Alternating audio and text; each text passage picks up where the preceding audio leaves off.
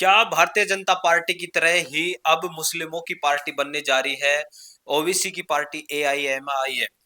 क्योंकि जिस प्रकार से अब बीएमसी का चुनाव रिजल्ट आया उसमें ये देखा गया कि जो असदुद्दीन ओवैसी है उनकी पार्टी जो मुस्लिमों के वोट है वो अपनी तरफ एक तरफा करती हुई नजर आई और उसमें ये बात भी चली कि हाँ यार, अगर मुस्लिमों के वोट ओवैसी की पार्टी को जाते हैं तो भारतीय जनता पार्टी को इसका बड़ा फायदा होता है। क्यों? क्योंकि कांग्रेस, एनसीपी या फिर कह ले आरजेडी, समाजवादी पार्टी, ये जो रीजनल पार्टियां हैं, हम बात कर लें पश्चिम बंगाल में टीएमसी की, तो इन लोगों से वोट कटता है तो उन लोगों की हार होती है और भारतीय जनता पार्टी का जो कोर वोट है वो भारतीय जनता पार्टी को मिलता है और उसके बाद जो मुस्लिम वोट है वो मिलते हैं ओबीसी की पार्टी को। तो बीजेपी आसानी से सीट निकालने में कामयाब हो जाती है और इसका सबसे बड़ा नुकसान होगा वो कुछ एक, यानी कि आप कह लो कि बिहार और यूपी में समाजवादी पार्टी और आरजेडी को होगा। रुकिए और जरा ध्यान से सुनिए। क्या आप हमारी इन खबरों से अपने व्यापार को भी बढ़ाना चाहते हैं? तो आप भी खबरों के दौरान इस तरह के एलिमेंट्स पर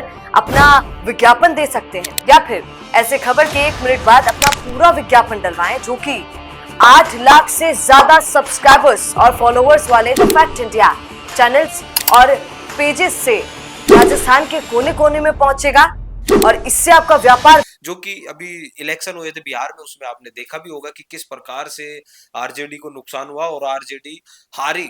जो कि ओबीसी की टीम, यानी कि ओबीसी की टीम कह लो या पार्टी कह लो, वो कितने बड़े मार्जिन के ऊपर वोट ली है बिहार में और उसकी वजह से कहीं ना कहीं जो कुछ एक सीटें हैं वो भारतीय जनता पार्टी जीती और कुछ सीटें जो हारती कभी भी नहीं थी आरजेडी, वो हारी। तो यही बात है। वही हम बात कर लें इसके यूपी की, तो यूपी में भी देखिए ऐसा ही सीन है। क्यों? क्योंकि वहां पे समाजवादी पार्टी है, समाजवादी का कोर वोट यादव और फिर आप कह लें कि मुस्लिम है। तो अगर मुस्लिम खिसक जाएगा तो फिर समाजवादी पार्टी के लिए भी काफी मुश्किलें होंगी और उससे अखिलेश यादव चाहते भी नहीं है। आपने देखा भी होगा आजम खान जब जेल से बाहर आए तो उनका किस प्रकार से सम्मान किया। क्यों? क्योंकि पता था उनको कि आजम खान का हम अपमान करेंगे, अपमान यानी कि उनसे मिलेंगे नहीं, तो फिर जो कोर वोटर है वो हमसे दूर जाता हुआ नजर आएगा इस वजह से। और पूरे देश में मैं आपको बता दूं कि बिहार और यूपी में जो 30-35% जो मुस्लिम है वो इन दोनों पार्टियों को मिलती है, लेकिन पूरे देश में जो मुस्लिम वोट हैं वो ज्यादातर कांग्रेस पार्टी को देते हैं। और अगर कांग्रेस पार्टी को इन सब चीजों को करना होगा, मुस्लिमों के वोट लेना होगा, तो फिर इनके लिए काम करना होगा। परंतु भारतीय जनता पार्टी पूरा गेम प्लान चला के रखती है और ओबीसी को लगातार हर चुनाव में यही कहा जाता है कि ओबीसी भारतीय जनता पार्टी की भी टीम है, उसके आधार पे काम करते हैं लगातार। आपने देखा भी होगा और बीएमसी चुनाव के रिजल्ट में भी देखा होगा कि जो शरद पवार की पार्टी है उसको सेकंड नंबर पे धकेल दिया। आप सोचो, उससे भी ज्यादा वोट ले लिए ओवैसी की पार्टी ने। तो बड़ी बात है ना यार कि जहाँ पे कुछ नहीं मिल रहा था वहां पे जो गठबंधन है उसमें सबसे बड़ी जो लगातार ये दावे करते थे कि हम मुस्लिमों के हैं, मुस्लिम हमेशा उन्हीं को वोट देते थे, शरद पवार को हमेशा मुस्लिमों ने वोट दिया, लेकिन इस बार उनसे ये जनाधार खिसक गया और ओबीसी की तरफ आ गया।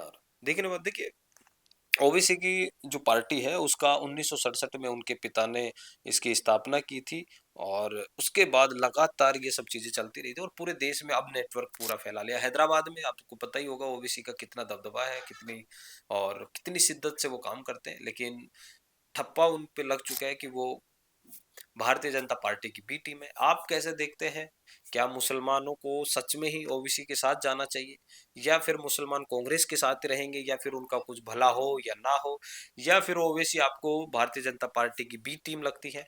कमेंट करके जरूर बताइएगा और देखते रहिए द फैक्ट इंडिया न्यूज। धन्यवाद। बिजनेस अच्छा हो सकता है, लेकिन अगर नाम नहीं दिखा तो पहचान कैसे बनेगी? अब टेंशन छोड़िए, द फैक्ट इंडिया आपके बिजनेस को देगा वो पहचान जो पूरे राजस्थान में हर किसी तक पहुंचे। न्यूज चैनल पर विज्ञापन, पॉडकास्ट और प्रमोशन के जरिए आप सीधे 5 लाख सब्सक्राइबर और 10 करोड़ से ज्यादा व्यूज तक अपनी पहुंच बना सकते हैं। तो देर किस बात की, आज ही द फैक्ट इंडिया से जुड़िए और अपने बिजनेस को बनाइए हर घर का नाम।